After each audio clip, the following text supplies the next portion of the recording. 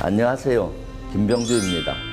우리는 인생에서 늘 크고 작은 승부를 겨루면서 살아갑니다. 이때 스포츠 경기라면 승부에 목숨까지 걸 필요는 없죠. 지더라도 다음에 다시 이기면 되니까요. 하지만 국가와 국가끼리의 전쟁이라면 어떨까요? 국가의 운명을 걸어야 합니다. 그래서 전쟁에서는 반드시 승리가 필요한데요. 손자가 이를 위해 특별히 강조한 것이 있습니다. 바로 지승유호, 즉 경쟁에서 이기는 필승법입니다.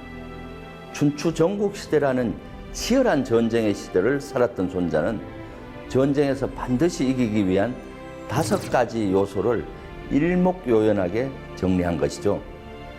오늘 이 시간엔 그 내용을 하나씩 짚어보도록 하겠습니다.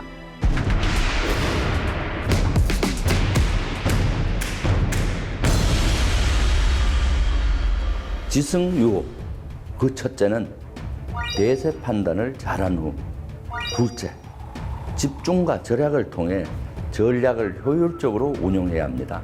셋째, 모두가 한마음 한뜻으로 단결해야 하고, 넷째, 신중함을 유지하면서 실수를 피해야 합니다. 마지막으로 인재를 잘 뽑아야 하며 뽑았으면 믿고 맡겨야 합니다.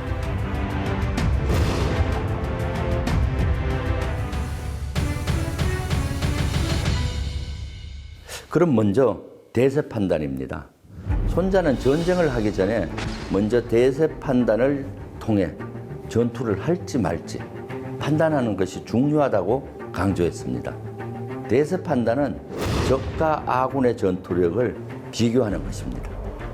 전투력을 비교해서 내가 적보다 유리하면 전투를 하지만 불리하면 전투를 피해야 합니다. 손자는 대세 판단을 통해 자신의 전투력을 정확히 파악한 후 그에 맞는 작전을 구사해야 한다고 설명했습니다. 예컨대 적보다 내 전투력이 10배 강하다면 적을 둘러싸고 포위 공격할 수 있습니다. 5배면 여러 방향에서 일방적인 공격이 가능하고 2배 이상 강하다면 나의 병력을 2군데로 나누어 적을 공격할 수 있습니다. 적과 나의 전투력이 비슷하면 슬기롭게 전투를 해야 합니다. 내 전투력이 적보다 약하다면 공격은 하지 말고 슬기롭게 방어해야 하고, 내가 적보다 아주 열세하여 상대가 안 되면 슬기롭게 회피해야죠. 리더가 이런 대세 판단 없이 전투력이 약한데도 전쟁을 벌이면 엄청난 피해와 함께 패배를 맞이할 수밖에 없습니다. 이러한 대세 판단은 기업 경영에서도 대단히 중요합니다. 새로운 사업을 시작하거나 투자를 결정할 때 꼭 필요한 일이죠. 외부적으로는 국내외 정치나 경제 사항이 어떤지 살펴야 하고, 무엇보다 소비자의 동향을 파악해야 합니다. 또 내부적으로는 기업의 핵심 역량이 무엇인지, 장단점은 무엇인지 스스로를 정확히 진단해야 하는 것이죠. 개인 역시 인생에서 중요한 결정을 낼 때마다 대세 판단을 정확히 해야 합니다. 어떤 직종과 어떤 분야가 뜨는지, 우리 시대를 관통하는 주요 흐름이 어떻게 변화하고 있는지를 기민하게 파악하고 있어야 합니다. 그래야만 성공의 길을 쉽게 찾을 수 있습니다.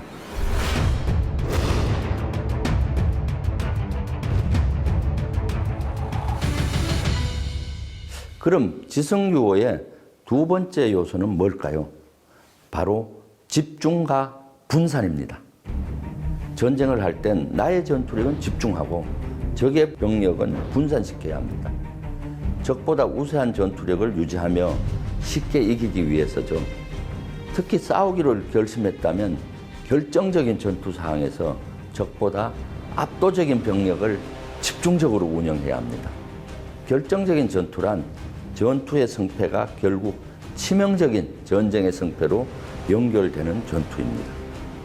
이러한 결정적인 전투 지역에는 적보다 전투력을 압도적으로 높여 투입해야 합니다. 그러기 위해서는 어떻게 해야 할까요? 중요도가 떨어지는 곳에서는 가감히 병력과 전투력을 줄여야겠죠. 이런 집중과 절약이야말로 운용술의 백미가 되는데요. 이런 원리는 기업 운용에도 얼마든지 적용 가능합니다. 밀폐용기의 대명사인 락앤락 잘 알고 계시죠? 이제까지 전 세계 119개국에 판매된 밀폐용기만 약 12억 개라는데요. 전 세계 인구의 약 6분의 1에 달하는 숫자이니 정말 엄청난 성공을 거둔 기업이죠. 그런데 락앤락이 처음부터 이렇게 잘 나간 건 아니었습니다. 초창기에 이 회사는 600여 종에 달하는 제품을 판매했습니다. 말 그대로 잡화점이었죠. 상품이 너무 많아 관리하기도 어려웠고 매출도 시통치 않았습니다. 그러다 IMF까지 닥쳐서 더욱 어려워졌는데요. 이때 이 회사는 중대한 결정을 합니다. 한 가지 제품에만 집중하자고 말이죠. 그래서 선택한 것이 바로 밀폐용기였습니다. 밀폐용기는 유행과 상관없이 전 세계인들이 사용하는 제품입니다. 그래서 꾸준히 팔릴 수 있었으니까요. 이후 락앤락은 밀폐용기 개발에 집중했고 오늘날의 글로벌 제품으로 거듭나게 된 것이죠. 집중과 절약의 효과를 톡톡히 본 거라 할 수 있습니다.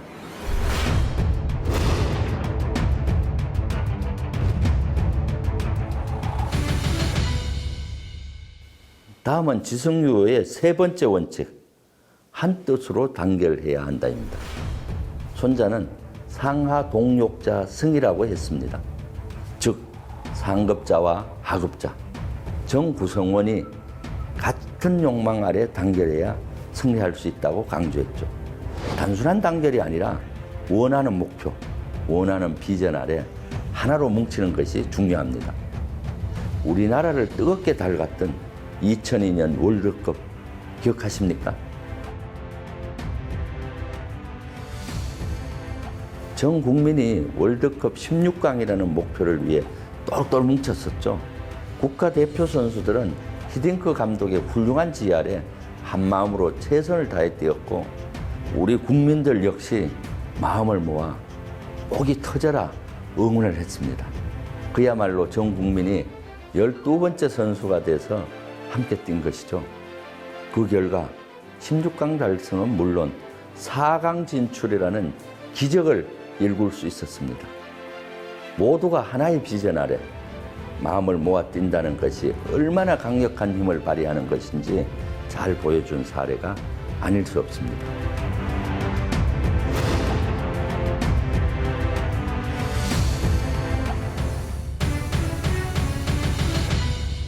지성유의 네 번째 원칙은 신중성 유지와 실수 방지입니다.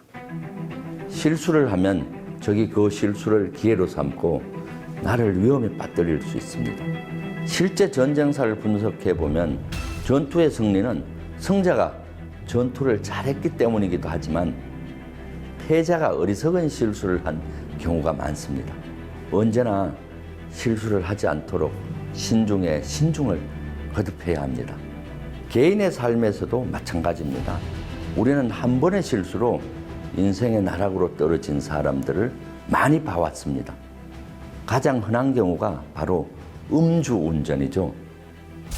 음주운전이 무서운 것은 본인만 다치는 것이 아니라 남을 해치게 된다는 것입니다. 아무리 평소에 성실하게 살더라도 한순간의 실수로 나와 남의 인생을 망쳐버릴 수 있습니다.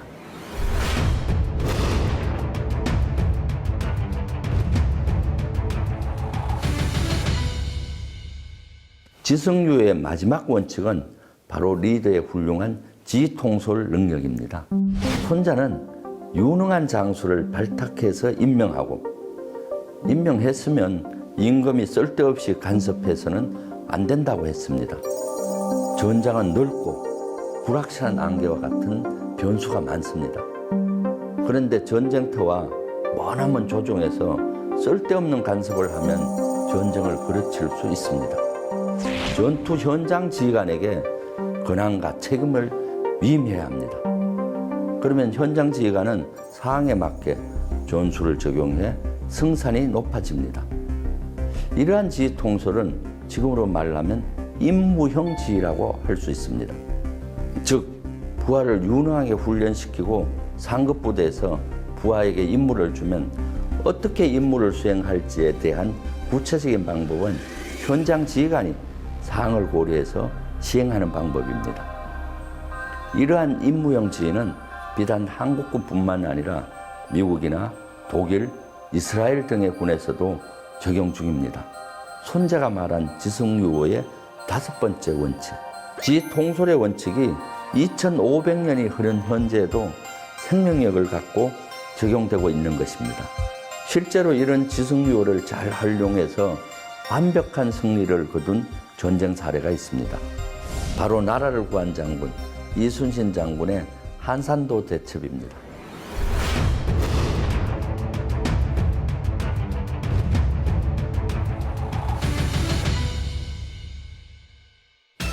이순신 장군은 먼저 빠른 대세 판단을 보여줬습니다.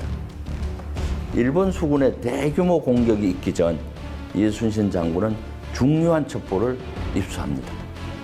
일본 수군의 대규모 함대인 70여 척의 함대가 견내량 북쪽에 정박하고 있다는 것이었죠. 이 소식을 들은 이순신 장군은 절호의 기회다.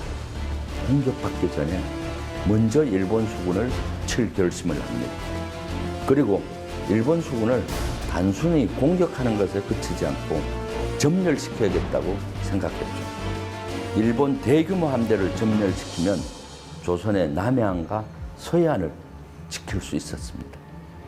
이를 위해 이순신 장군은 집중과 분산을 적극 활용하기로 합니다. 아군은 집중하고 일본 수군은 힘을 발휘 못하도록 하는 방법을 강구한 것이죠. 그래서 찾아낸 최적의 장소가 넓게 펼쳐진 한산도 앞바다였습니다. 당시 일본 수군은 바다에서 싸우다 불리하면은 육지로 도망을 가서 지상 근접전을 벌이곤 했습니다. 그렇기 때문에 이순신 장군은 육지와 먼 바다를 선택했죠. 한산도 앞바다라면 일본 수군이 불리해져도 육지로 도망가기가 어려워져 점멸시킬 수 있다고 생각했죠. 그래서 이순신 함대는 한산도 앞바다로 일본 대규모 함대를 유인한다는 계획을 치밀하게 세웁니다. 이순신 장군은 먼저 소규모 선봉들만 견내량으로 보내 일본 수군과 치열한 접전을 벌입니다. 그리고 한산도 앞바다로 허겁지겁 퇴각합니다. 일본 수군은 조선 수군이 물러나자 도망가는 줄 알고 조선 함대를 추격해 옵니다. 이순신 장군의 계략에 말려든 것이죠. 그리고 일본 수군이 넓은 한산도 앞바다에 진입했을 때 퇴각하던 조선 수군은 기다렸다는 듯이 함대의 머리를 돌려 다시 일본 수군과 마주합니다. 그리고 그 순간 한산도 주변 섬 사이사이에 매복해 있던 이순신 장군의 본대들도 순식간에 모습을 드러냅니다.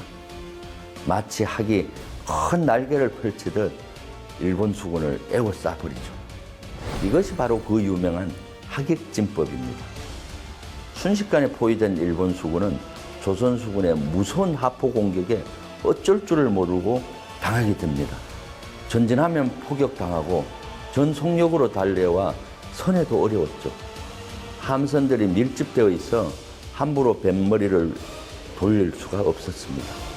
게다가 일본 수군은 견내량의 좁은 수로를 지나느라 종대 대형을 유지하고 있었기 때문에 뒤쪽 함선들은 선두 함선들을 지원할 수가 없었죠. 이렇게 전쟁에서 유리한 고지를 선점한 이순신 장군은 일본 수군이 조선 수군의 유인책에 말려든 실수를 기회로 삼을 수 있었습니다. 그리고 그 순간 이순신 장군의 비밀병기 거북선이 빠르게 일본 수군을 향해 돌진해 함선을 파괴시킵니다. 진영 깊숙이 들어와 충돌하는 거북선은 일본 수군의 충격 그 자체였습니다. 결국 조선 수군의 일방적인 승리로 한산도 대첩은 끝이 납니다. 전투 결과 일본 수군 73척 중 59척이 격파됐습니다. 그리고 이순신 장군은 한산도 앞바다에서 주변 섬으로 도망간 일본 수군을 끝까지 쫓아가 점멸시킵니다. 한산도 대첩은 이순신 장군이 주도권을 갖고 이긴 세계 전쟁사에 남을 멋진 전투입니다. 이때 또 하나 빠지지 않은 게 있죠. 바로 조선을 구하겠다는 일념하에 모든 병사가 한마음이 되어 전쟁에 임했다는 겁니다. 또한 이순신 장군은 누구보다 훌륭한 지휘통솔을 보여줬습니다. 한산도 대첩 당시 이순신 장군의 함대뿐만 아니라 경상우수사, 원균의 함대 등이 합류해 총 55척이 힘을 합하게 됩니다. 전라자수사와 우수사, 경상우수사가 합세한 연합해군이 구성되었는데요. 이순신 장군은 지 통제체제를 잘 정비해 일사불란한 전투지가 되었습니다. 이순신 장군의 한산도 대첩은 지승유호 원칙을 잘 적용해 완벽한 승리를 이끈 전쟁입니다.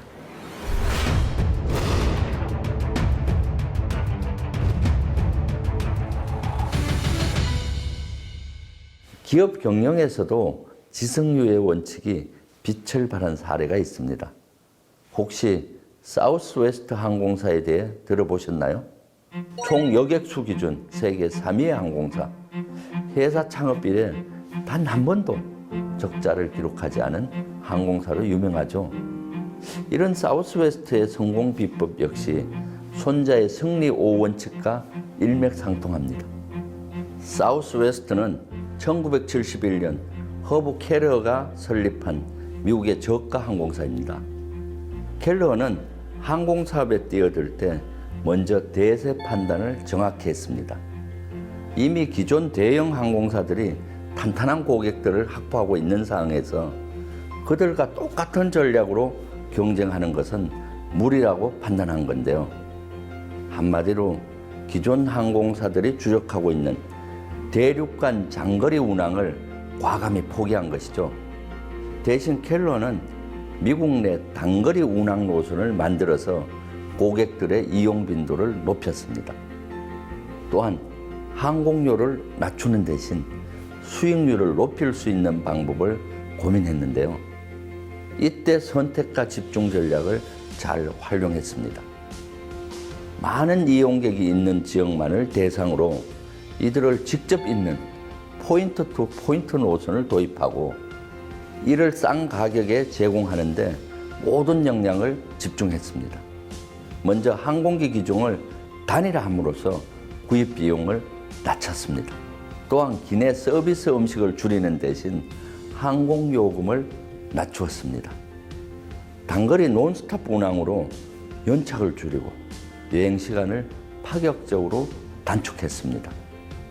이렇게 낮은 요금, 편리함, 뛰어난 고객 서비스를 바탕으로 사우스웨스트는 단거리 시장의 약 80에서 90%를 지배합니다. 놀랍게도 전체 시장 규모를 대상으로 했을 때는 60에서 70%의 시장 점유율을 차지하게 됩니다. 손자는 성공의 세 번째 원칙으로 구성원이 한뜻으로 뭉치면 성공한다고 했습니다. 켈러는 놀듯이 일하고 일하듯이 논다는 신조 아래 전 직원을 하나로 뭉칠 수 있게 했습니다. 그는 전 직원을 누구보다 아꼈습니다. 고객과 직원 그리고 주주 중에 가장 중요한 것을 꼽으라면 주저하지 않고 직원을 꼽았습니다. 다른 어떤 유형 자산보다 중요한 것이 무형 자산인 직원들의 정신이라고 생각했습니다. 그래서 켈러는 직원들의 이름을 일일이 기억하고 즐겁게 일하는 기업 문화를 만들었습니다. 업무 중에 운동화와 반바지도 자유롭게 입게 했고요. 직원들과 비행기 끌기 대회 같은 이벤트도 자주 열었습니다. 미국 항공업계 최대 악재로 기록됐던 9.11 테러가 발생했을 때 켈러의 직원 사랑은 돋보였습니다. 당시 미국 항공업계는 약 12만 명의 종업원을 해고했는데 켈러는 단 한 명의 직원도 내보내지 않았습니다. 임금을 충당하려고 처음으로 은행에서 대출까지 받았죠. 켈러는 또한 단 한 번의 실수도 허용하지 않는 기업 문화를 만들었습니다. 항공기 기종을 단일화하고 정비 시스템을 보강하여 항공기 정비를 꼼꼼히 했습니다. 켈러는 지통솔 면에서도 탁월했습니다. 직원들에게 권한을 주고 스스로 책임을 갖고 일하게 했습니다. 익숙해진 것에 안주하고 혁신과 창조에 둔감해지는 것을 방지하기 위해서였죠. 그 결과 직원들은 고객에게 다가갈 때 자신 있게 재량껏 유머를 발휘하기도 하고 파격적인 랩으로 비행 안전 방송을 하는 등 이 항공사만의 독특한 개성을 만들어 나갔습니다. 이런 결과 사우스웨스트는 포춘지가 선정한 가장 일하기 좋은 100대 기업에 수년간 계속 선정됐습니다. 또 미국 항공사 중 유일하게 노사 분규 없는 기업으로 해자되고 있습니다. 그런데 손자의 지성유호 원칙은 국가나 기업 경영만 적용될까요? 아니죠. 우리 일상생활에서도 충분히 활용할 수 있습니다. 그 대표적인 사례가 되는 인물, 바로 우리가 많이 사용하는 애플의 전설적인 CEO, 스티브 잡스입니다.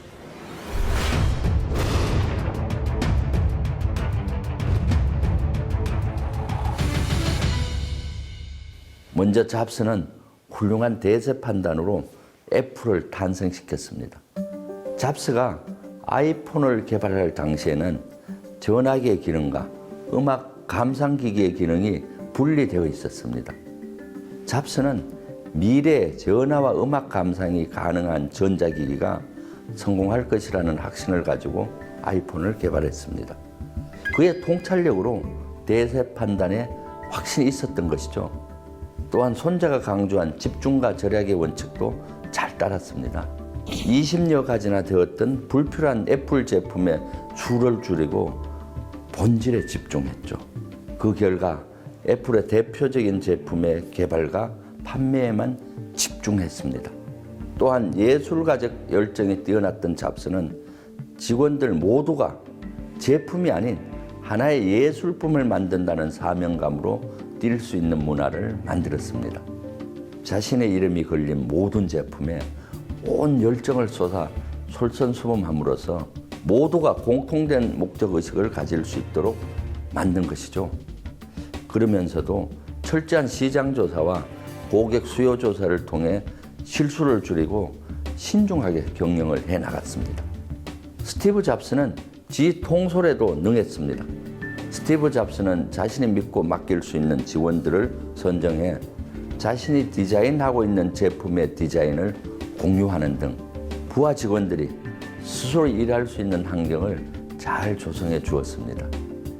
끊임없는 도전과 목표를 CEO 스스로 제시하면서 직원들의 목표의식과 역량을 끌어올릴 수 있었습니다.